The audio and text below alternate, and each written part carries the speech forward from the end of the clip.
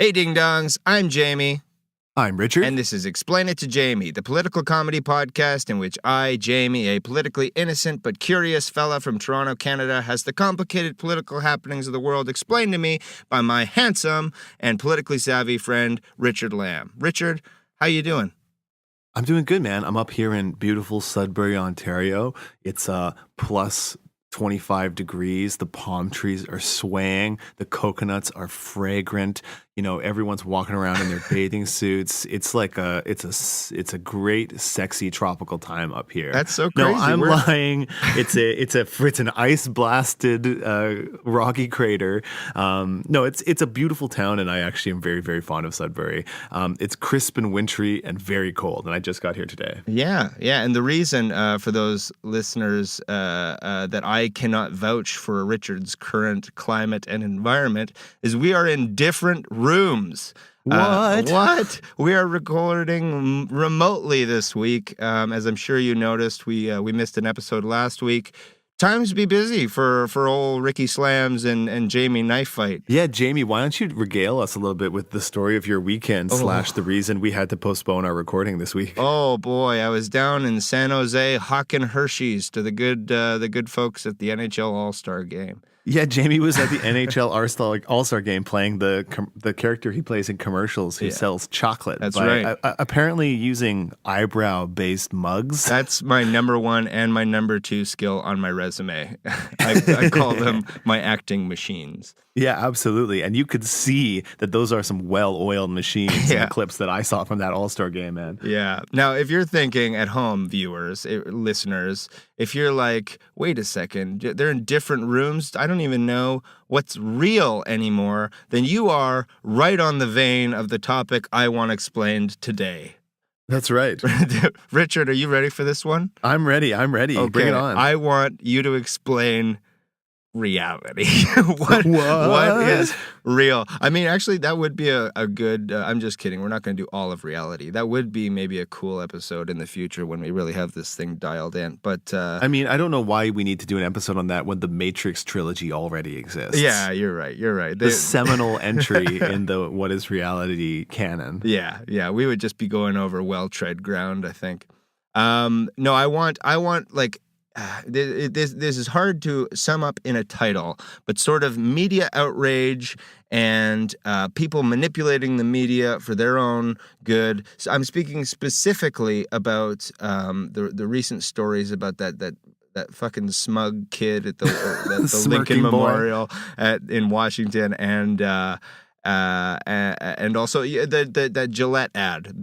Yeah, right. Yeah. Because actually, I think that what is reality is not like a terrible way to say it, because I mean, what I'm excited about talking about and connecting both of these two stories together and kind of unpacking them is that like reality was sort of questioned in both of these stories. You know, right? We were made to feel a little bit crazy in both of these stories. You were made to. Like you were put in a situation where the media was sort of asking you to doubt your own mind and instincts. And I think that that's like a legit thing to ask, what is reality? Well, you know, we're bombarded with it all the time. So let's try to slice through some of the undergrowth and get through to the juicy tree trunk centers. This metaphor is getting away from me, Jamie. Now, baby, sharpen your blade. Let's go into that theme song, motherfucker. Strap in!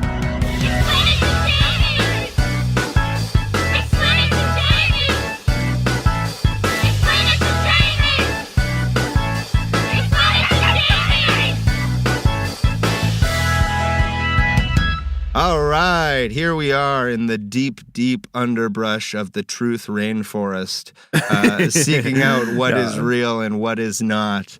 We're trying to document the entire truth rainforest before Jair Bolsonaro replaces it with a huge statue of his own wang. Oh yeah, it's coming. Mark my words. Oh yeah, absolutely it is. Okay, so Jamie, what did you follow about the Gillette controversy? Let's start with the Gillette ad controversy. We'll move to the MAGA, smirking MAGA teen, or maybe we'll just weave back and forth. Well, as our longtime listeners will know, I keep up with Stephen Colbert. So basically, whatever Stephen Colbert talks about, I have heard. And anything more than that, I leave for you to explain to me. So, Okay. there have been some jabs at the Gillette ad. I have seen it. And I understand there was just like an explosion on social media, but I truly do not read anything that isn't explain it to Jamie related on social media. So I'm still virginal to that. But as far as the smirking kid, I've just seen a clip on and Stephen Colbert poking fun at him. So I am truly in the dark. Certainly more so than you, who I know is after his girlfriend closes her eyes to go to sleep, you creep out of the room, sneak onto Twitter, and start your rampage against those with shitty opinions. You're like not wrong. It's like sort of sad. The sad thing is I don't even sneak out of the room. I'm like, good night, my beautiful darling. And then as she's sleeping, I'm like, oh, I'll look at Twitter one more time. And then I'm like, what's happening right now? Yeah. And in fact, the reason that I kind of wanted to talk about these topics this week was that like when I was trying to conceive of a topic to talk about, these two fucking news stories occupied so much of my brain real estate and just absorbed so much of my energy that I felt like if I didn't talk about them somehow, I was going to explode. Well, hey.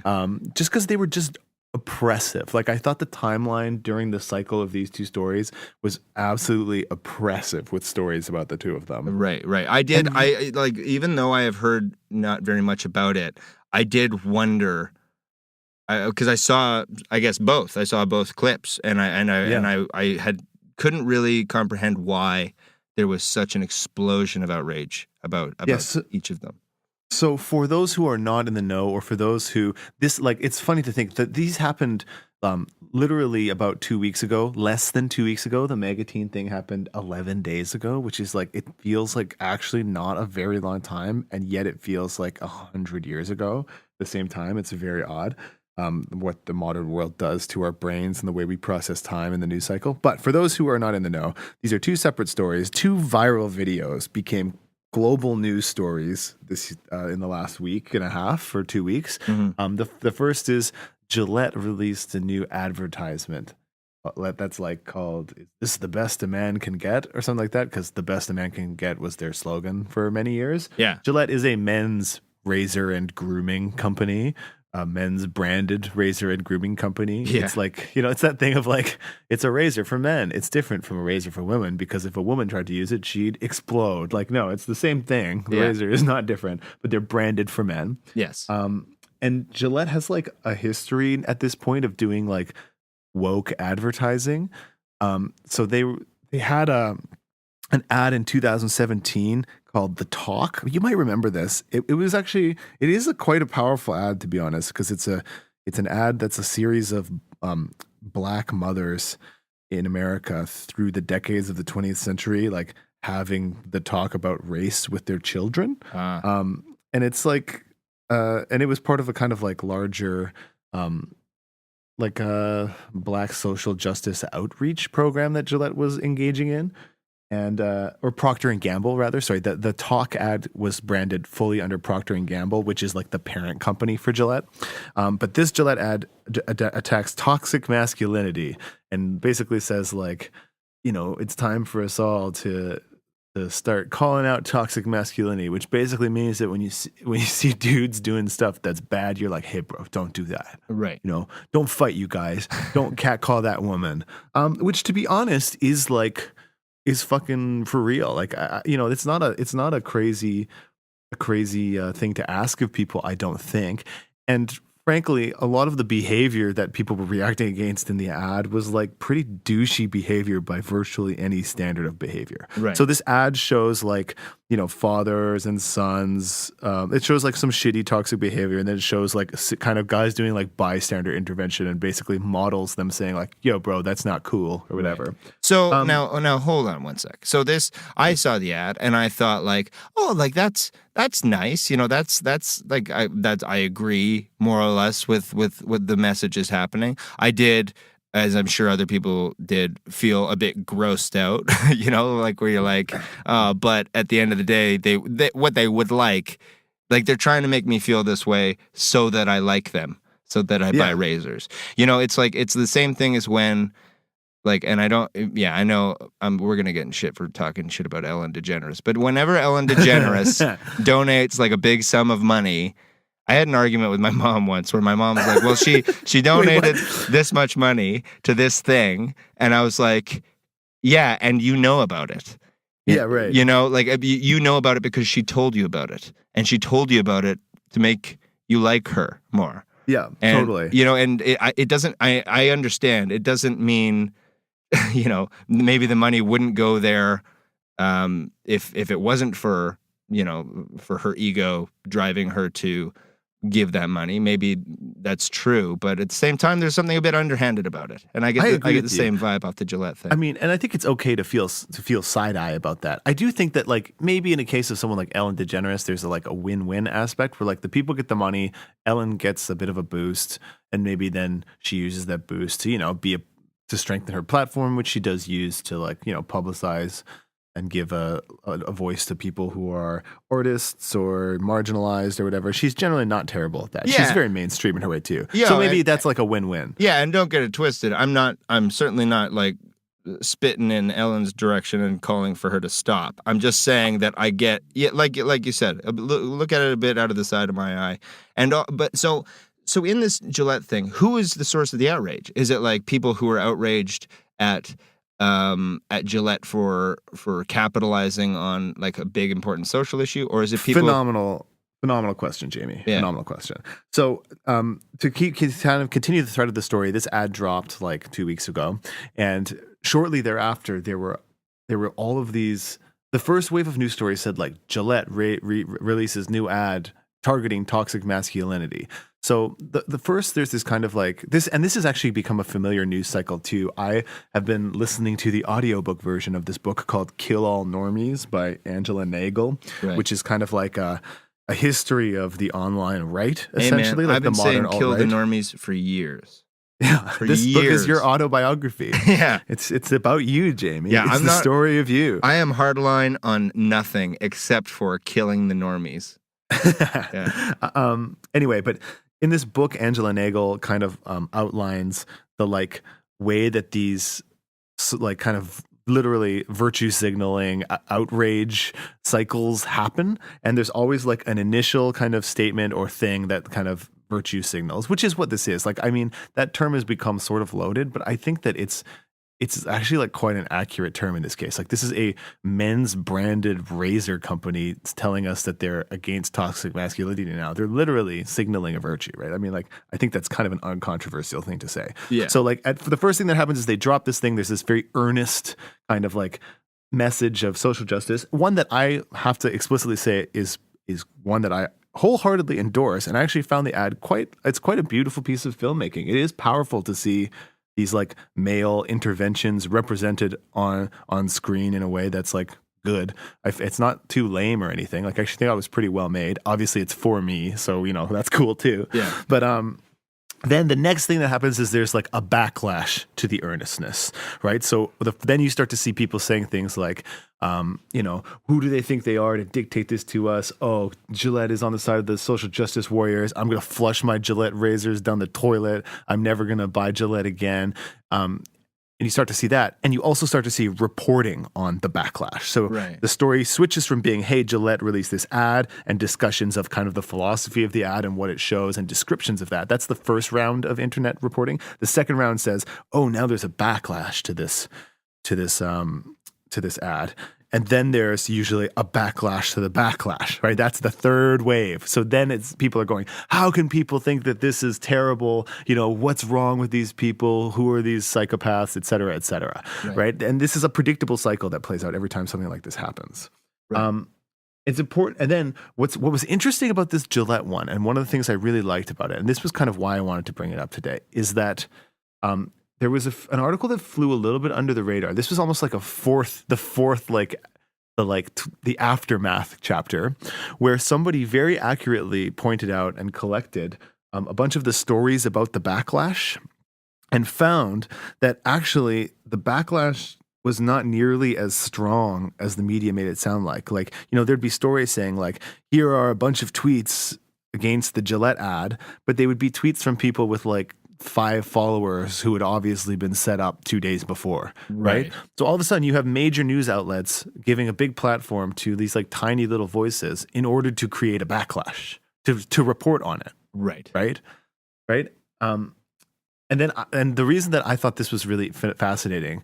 So that's one, like, this is one of our like, what is reality even moments, it's like, okay, so the news is telling me that this ad got released and then there's a backlash to the ad. But the backlash to the ad, if you click through and look at all of the tweets and the things that are kind of mentioned, it's either like people like Piers Morgan, who's like, sure, Piers Morgan's going to tweet some shit about how he thinks the Gillette ad is bad. But he also like has a weird foot fetish and is like a professional old British angry white man who's like, oh, I just wish Winston Churchill was here to punch all of the brown people in the dick or whatever. Like, that's like kind of his brand nowadays, right? It's very predictable that he'd be against this. Right.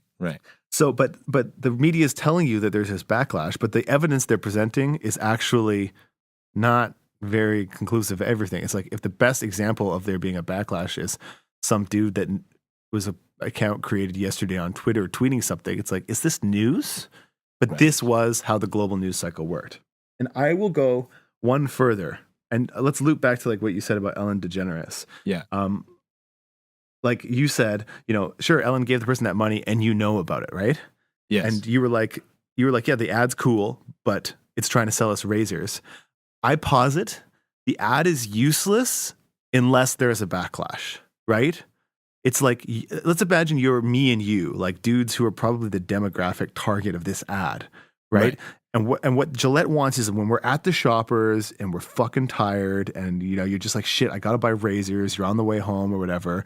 You're in the razor aisle looking at all the choices of razors, and there's Gillette competing with whatever the Bic razors and the Schick razors and whatever the other stuff is. Yeah. They want to like this ad to provide some kind of connection that like tips the scale, right? Right. I will buy Gillette because I like their message. Exactly. But I actually think that it's a stronger message for them, for instead of going, oh, these guys are they're in favor of non-toxic masculinity razor. It's like, wait, people don't like this razor. There was a backlash against this razor for being anti-toxic masculinity. So I have to support them because there's people who are backlashing against them. It makes it like kind of a more urgent imperative. It's like, and this was a connection I actually didn't see made very much. It's like, if you're going to be a company that's going to try to virtue signal and like access the marketplace of people who consider themselves woke and want to buy products that make them feel woke, right? It's a way more compelling story if there's a backlash, right?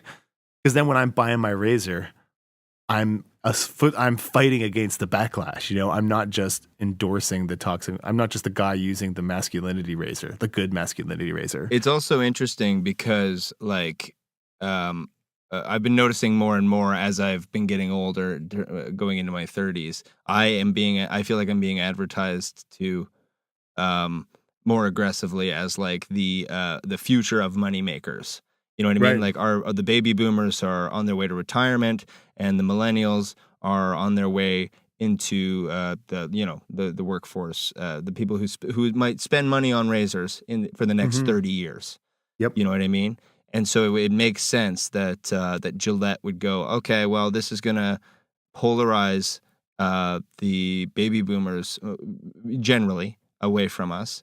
I think people who vote more conservative tend to be a bit older, but and gather the millennials for potentially 35 years of successful razoring. I guess that like I understand what you mean about it. It doesn't work unless there's outrage. I never thought about that. It literally is it makes perfect sense too when you think about it, right? It's such a more compelling story because it's like it casts me as somebody who's taking an active role in fighting against the kind of people who would backlash against the razor, if that's like not too complicated, a weird thought. Right. I use Dollar Shave Club, so. Yeah, I actually just pull my hair out with my hands, screaming all the while. Like, yeah, it's to be honest, it's 100 times more toxic than toxic masculinity. Yeah, I've seen itself. you do it. I've seen. Yeah. I don't like seeing you like that. Yeah, I will say I had to do some like for real bystander intervention on a bus a couple weeks ago, and it was fucking hard, man. It's scary and weird and hard. Oh, I'm sure. Like, it is not as noble feeling as the Gillette ad makes it seem. No. Like, yeah. Like, I was on a bus and some dude who was very drunk was like, I literally walked on the bus. I had my music playing. I could see this guy was like, he was doing the thing where he's leaning over this woman and these two women who were in the seats, and they were like not making eye contact with him. He was like kind of yelling right in their faces, talking to them. Right. And I stopped the music on my phone. I listened for 2 seconds, and I was like kind of in like commuting mode too. Like I was like pretty adrenaline up. I was running somewhere really fast from somewhere really fast, and I heard this guy talking to them. I very quickly realized that they did not want him to be talking to them. Yeah. And I just fucking screamed at the guy. Yeah. And I don't do that. You know me. It's not something I do very often, but I guess I was in a certain mindset. So I literally was like, hey, you can't fucking talk to people like that. Get the fuck off the bus right the fuck now. Get out of here. Nobody wants you here. Nobody wants that. Right. And the dude then the dude tried to like appeal to me. He was like, hey man, come off the bus with me. Like, we'll have a drink. It's fine. He wasn't that coherent. He was just like pointing at the bottle he had tucked into his pants and then pointing at me going outside with him. Yeah. And I was like, no. And I just stared him down until he left the bus. And then the women were like, thank you for that. I was like, I'm sorry that happened. And then I finished my commute. But the point is, like, I was freaked out after that. You know, I felt like, you know, when you get in a fight and you're just kind of like really shaky after, that's kind of what it felt like. It was like it wasn't a sexy moment. It was like a pretty eggy moment. Right. And just to twist the reality for our listeners here, that story is virtual signaling, make you outraged to make this podcast hit the global news cycle. That's right. Yeah. And so, you know, for every $1 you donate to our Patreon, I will do 2 bystander interventions on Toronto public transit. Yeah. Per month. Yeah, that's whether right. the occasion calls or not. Yeah, that's right. Yeah. Help fight toxic masculinity. Yeah. And also pay for my phone bill. Yeah. Hey, speaking about toxic masculinity, how about that charming boy in Washington? Oh boy. Okay, so what do you know about this one? Let's pivot to the MAGA teen. What do you know about the MAGA teen? Once again, Stephen Colbert has provided me with a still look at his video of him smiling in the face of a First Nations elderly drummer, and generally being the poster child for the future Hitler youth. Yeah. You know, just looking like a smug fucking dick who I'd love to tell off. Yeah, so this is an interesting story too. So for those who aren't in the know about this story, on January 18th there were a number of events in Washington, D.C., which came to a sort of dramatic head. There was the Indigenous Peoples March, and there was also the March for Life, which is like an anti-abortion rally. Right. And what happened was there were all these high school students bussed in from Kentucky to this, Catholic high school students bussed in from Kentucky to this anti-abortion rally. And they were basically causing a ruckus, you know, being shitty teenagers and shitty conservative modern American teenagers at that. So they were wearing Make America Great Again hats and chanting Build the Wall at people and stuff like that. And, you know, and generally being a combination of annoying and rambunctious teenagers, which are already sort of a specific breed, who are, you know, on a school day trip, which is like, you know, I don't know if you remember high school, but that was like a license to ill, as the Beastie Boys would say. I like, you know what I'm talking about? Oh, yes. Yeah. So combine... Oh, yeah, you go. No, you go ahead. Yes. I remember high school. I could not be told what to do by anybody. In fact, I generally did the opposite only because I was told to do the opposite. Yeah, so combine like the heady excitement of going on a high school day trip, like, oh, damn. Yeah. With like also you're an extremely rich, privileged Catholic school, like Southern teen. Right. And you've got a recipe for like a certain amount of shitty times. Like, I think that's a safe equation for anyone to draw. Anyway. Yeah. I mean, it seems to me like it's just the physical manifestation of a Twitter troll, right? Yeah. Yeah, exactly. And then what's happened? Ironically, what happened is these this group of high school students was waiting in a section in an area by the Lincoln Memorial, and they were, I think, waiting around to go get brought to their buses. It was like their meeting point, and there was a group of 3 or 4 people who are called the Black Hebrew Israelites. Who are like infamous in Washington D.C. and other like major cities. Did you say it's a group of 3 people?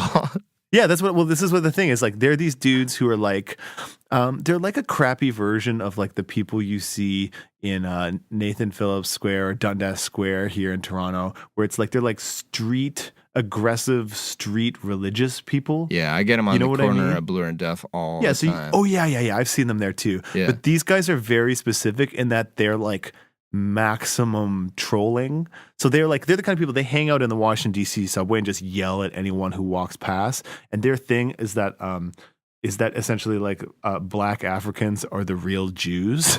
like that's not a joke. That's not a joke. That's the kind of thing they'll yell at you. And they'll yell like really racialized stuff at you. Like they'll be like, "Hey, you fucking cracker, walk away from us," Or they'll be like, Black they Africans see someone, are the real Jews. Yeah, so if they Then see what like are the Jews? well, if they see like an Orthodox white Jewish person, for example, someone you could physically easily identify as being Jewish, they'd be like, "We're the real Jews, motherfucker! Get the fuck out of here!" Shit like that. It's quite comedic, to be honest. Right. And apparently, I've heard like from people who live around there or who encounter them regularly in New York or in Washington D.C. that like you just learn to tune them out. Like they're the kind of thing that like nobody who's familiar with them takes them seriously. They're like a ridiculous group of stupid agitators who hang out on the street yelling at people, basically. Right. They're there for some weird religious reason that no one really cares about. But they just showed up at the protest to yell at whoever was around. So they were like yelling all of these things, like really like they were right by where these white kids were waiting to get bussed out of town.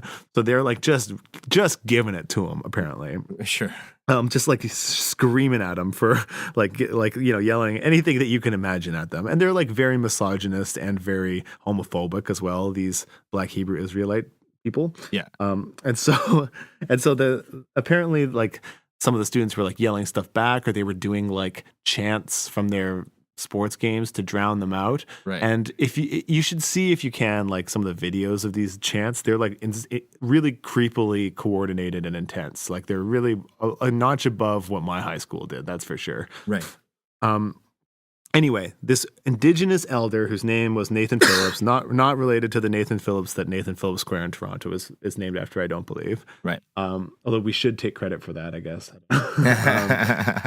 He thought that there was like a lot of tension between this group, so he, who was in town for the Indigenous Peoples March, walked in between them and started beating his drum and singing to try to like diffuse the tension, in his words, drown them out, just kind of like come between them and try to make them separate. Sure. And so he walked up to the group of high school students who then like completely surrounded him and started mocking him, basically. Like he was singing a traditional song. They started doing like, racist like whoops, like indigenous whoops, Right. and like doing the tomahawk chop in him and stuff. But no one inspired more outrage than the teen who just stood right in his face and just looked at him and smiled. Right. Smiled. And then this was the still image that came from this video that was heard around the world. Right. Like I've seen this image. Probably it's been out. It's only existed for 11 days, if you can believe it. I've probably seen this image 200 times. Right. Now Here's a question, Rick. Because like this is, I will not argue that is, that's a douchey thing to do. It's kind of, it's disgusting. But like for them to surround him and harass him like that. That being said, when I was in high school, if I was being bullied by a group of boys, like, and my dad pulled me aside, let's say, and said, "Well, did you ever think about like talking to them or pulling them aside and saying, I don't like that, or maybe going up to them and banging your drum and singing for them? Maybe that'll calm them down." I would call my dad a man who has no tact in the ways of teenage boy bullying. You know what I mean? Right. Like it's not exactly the position I would put myself in. Not to discredit the guy's intentions and stuff like that, but I don't know. I don't know what he thought would happen. Whether he thought everyone would just start singing Davu Doris or, Yeah. I mean, I think that he was taking space, if I had to guess. Sure. Like the Indigenous Peoples March is about visibility. It's about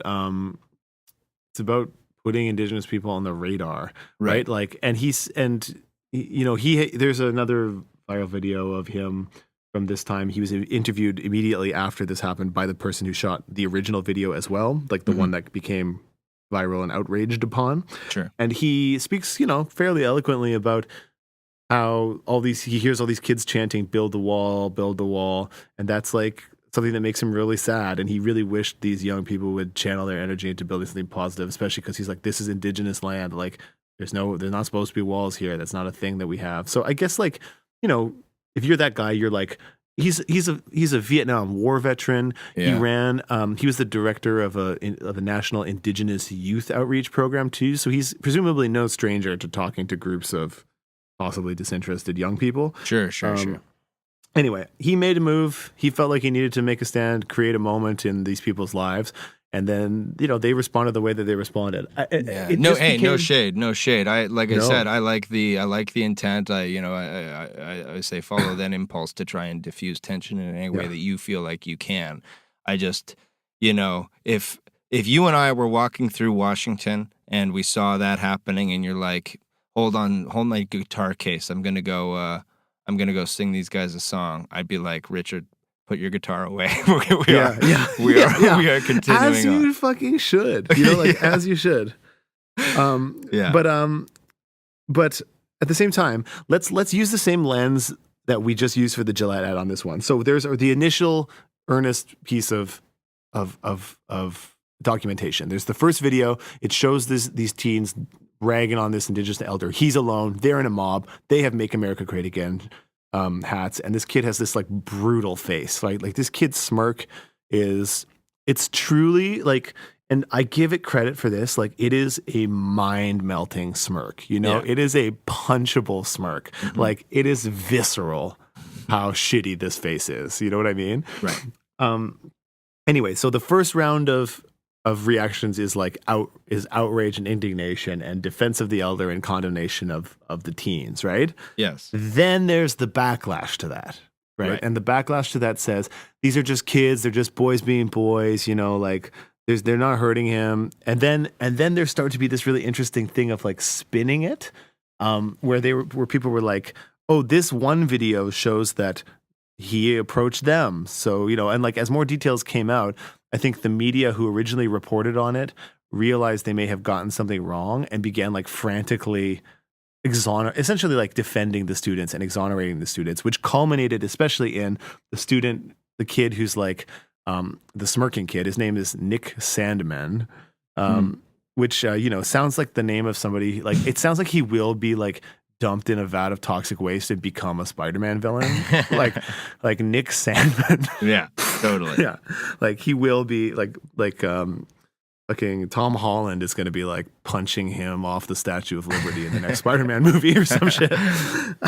Right. But he released like a statement to CNN about his side of the story, which was paid for and written by an extremely expensive public relations firm, by the way, who also do like Republican political candidates. Right. Which basically said like, I was just standing there praying that nothing would escalate. Like that's what he said. Yeah. Right. And which is like obviously a load of fucking bullshit. But the media then tripped over like that. Also, he's got to go back to school, and his teacher's got to deal with them. Right. It helps if he's if he's towing the line. Yeah.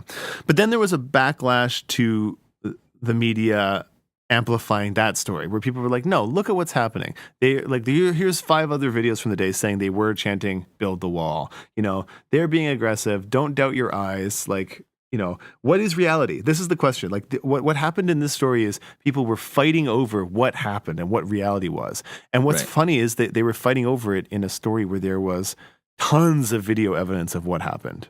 And it's like fairly clear. It's a bunch of privileged students fucking shitting on this dude who walked up to them when they, for no reason. And they're just shitty students being shitty students, but they do kind of represent what they represent, I think. Right. Well, no, what's the crazy thing in that is that like there's so much argument over what is real when it's undoctored footage. You know what I mean? Yeah. Let alone like I was watching this documentary about our new ability to doctor footage to make it look like someone is saying something they're not saying, and Yeah, like deep fakes. yeah, deep fakes, exactly. And like, that's coming up the pipe. Like we are 2 years away from unidentifiable fake videos.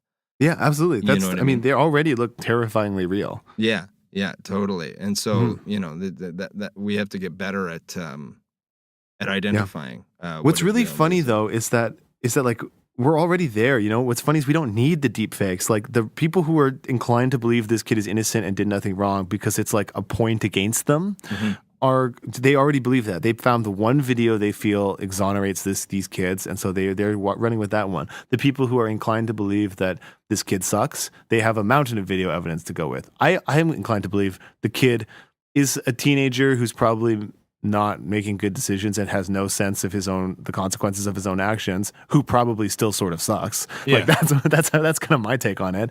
I think that this is probably, in a perfect world, this would be a very useful lesson in consequences for that fucking kid, and he might have a think or two next time he puts himself in that kind of situation. Yeah. I mean, I guess that'd be sort of my question is like, and I mean this in the best way possible, but like it's a bit of a not who cares situation, but like what does everyone want to happen? And I 100% agree with you. you know what I mean? Like, I'm like, what do you want him to come out and say, oh my gosh, I was sorry, I was wrong? Because unfortunately the world doesn't work that way. He didn't commit a crime. We got a bad photo of him.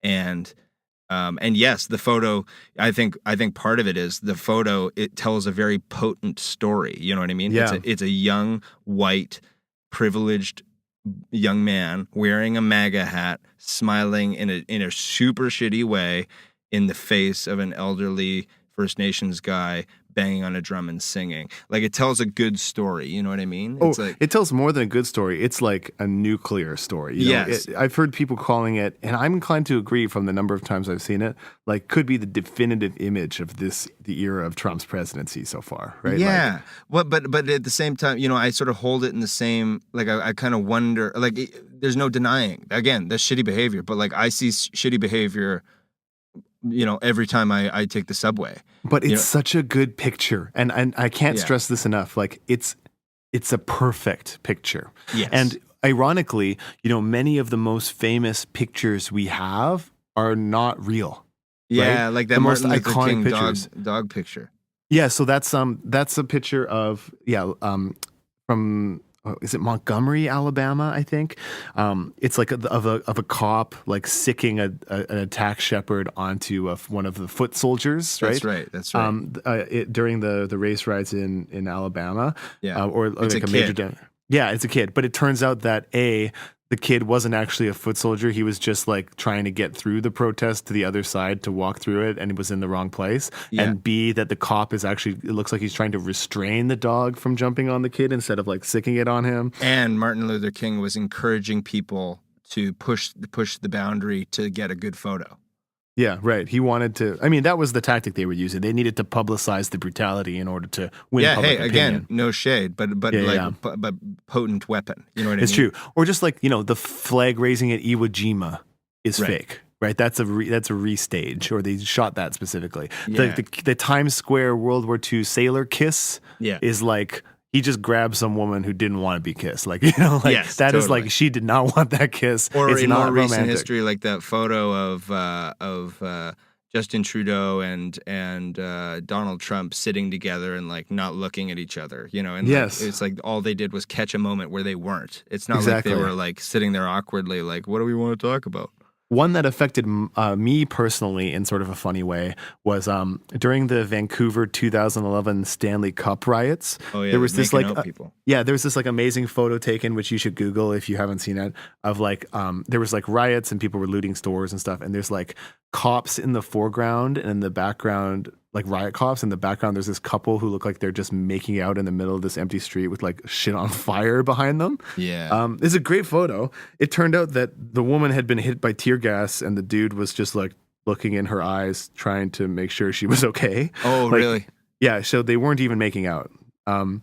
But the reason that affected my life was because that photographer's name was also Richard Lamb, and I would get like Facebook messages intended for him all the time for like weeks and weeks and weeks after that, with people who were like, "I saw your photo; it was so powerful.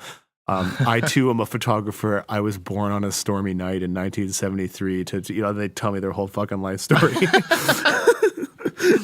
Wow. But the point is actually like if you think about it, what seems like a surprisingly large number of the most iconic political photographs are fake, or the story is significantly more complicated than what they appear to represent. Yeah, but they're such a good symbol that they just take on this extra life. I think that's what's happened here, and that's why it's gotten so much attention. Yeah, 100%, 100%.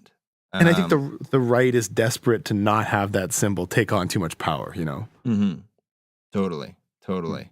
But I mean, like, and to be devil's advocate, though, you have to be careful about implementing those symbols, because, like, it's like a boy who cried wolf a little bit. You know what I mean? If they can disassemble it in such a way, you can lose credibility. Yeah, and yet we know about the truth behind all those other images.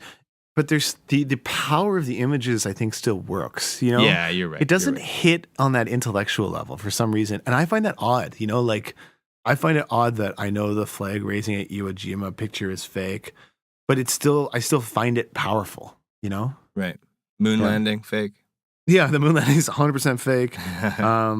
There was no Pierre Trudeau. It's like incredible. It's just an optical illusion that was captured by cameras in Canada through the 60s, 70s, and 80s. Like, in fact, listener, solipsism is correct, and you are the only living person, and we are all here as a projection for you to enjoy.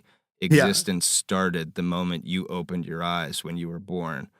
There was nothing. There will never be anything after you die. You are all. All is you. Oh, whoops. Behold your ego. Instead of recording the podcast, I accidentally hit play on the tape Jeff Bezos listens to every day. Sorry, everyone. Sorry about that. Let me just change the tape deck around. A clickety-clack. Click, clackety-clack. Yeah, man.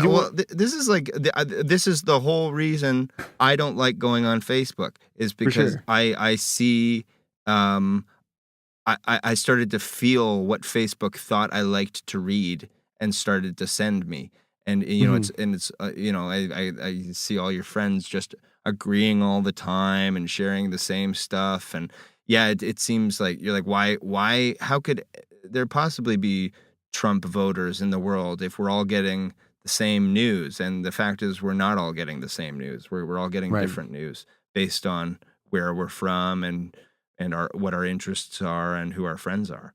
Well, let's remember too, none of us are immune to not checking the facts. You have to check the facts of the journalism, even if you agree with it, especially if you agree with it. You know, it's people from a left-wing perspective who are expected to sympathize with there's a backlash against the Gillette ad stuff. But if you looked at the tweets, you'd be like, there's not a backlash here, really.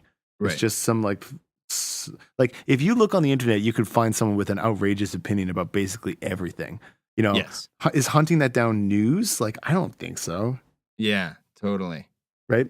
And the one last thing I want to say about this stuff too, both of these stories, is like, you should be precious with your outrage. You know, there's people who are trying. It's like outrage is kind of like the new money. You know what I mean? Yeah. It's the new currency we use. Like, people are going to try to get you to spend your outrage all the time.